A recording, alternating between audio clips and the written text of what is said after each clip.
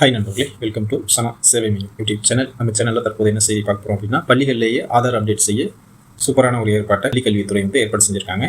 அது தொடர்பான செய்தியை தான் பார்க்க போகிறோம். அதுக்கு முன்னாடி நம்ம சப்ஸ்கிரைப் பண்ணாதவங்க சப்ஸ்கிரைப் பண்ணிங்க. பள்ளி மாணவர்களுக்கு ஆதார் பயோமெட்ரிக் புதுப்பித்தலை அஞ்சல் துறையின் மூலமாக மேற்கொள்ள அனுமதி அளித்து பள்ளி கல்வித்துறை அரசாணை வெளியிட்டிருக்காங்க.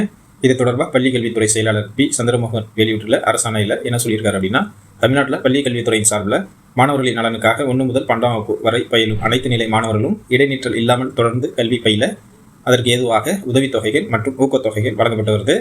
இந்த உதவித்தொகை அனைத்து மாணவர்களுக்கும் குறித்த நேரத்தில் முறையாக சென்று சேர்வதை உறுதி செய்யும் விதமாக நேரடி பயனாளர் பரிமாற்றம் மூலம் வங்கி கணக்குக்கு நேரடியாக பணத்தை செலுத்திடும் முறை நடைமுறைப்படுத்தப்பட்டு வருது.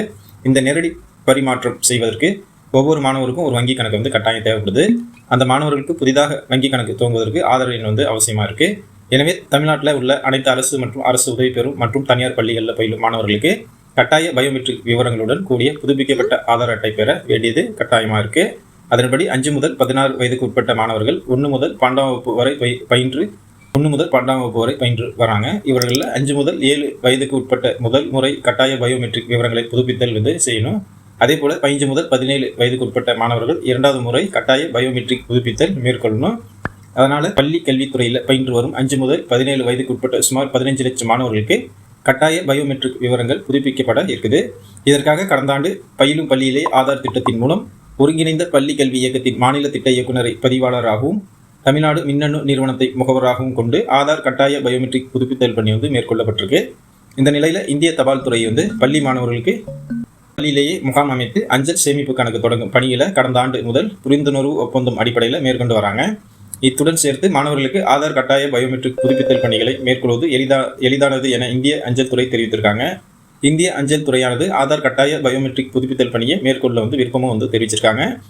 அஞ்சல் குறியீட்டு எண் அடிப்படையில் பள்ளிகள் பட்டியலிடப்பட்டு அஞ்சலக பணியாளர்கள் மூலம் பள்ளிகளில் பயிலும் மாணவர்களுக்கான கட்டாய பயோமெட்ரிக் புதுப்பித்தல் பணி மேற்கொள்ள ஒப்புதல் தெரிவிக்கப்பட்டிருக்கு. இந்த பணியானது ஆகஸ்ட் தொடங்கி வரக்கூடிய டிசம்பர் மாதத்துக்குள் 2 கட்டங்களாக நடத்தி முடிக்க திட்டமிட்டிருக்காங்க. இதன் மூலம் 15 லட்சம் மாணவர்களின் ஆதார் கட்டாய பயோமெட்ரிக் விவரம் புதுப்பிக்கப்பட இருக்கு.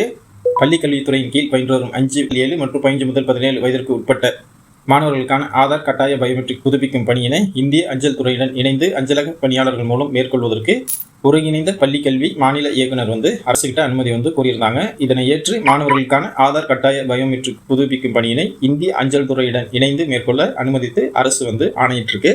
அதனால உங்கள் குழந்தைகளுக்கு நீங்கள் பள்ளியிலே ஆதார் பயோமெட்ரிக் அப்லோட் பண்ணிக்கலாம். நன்றி.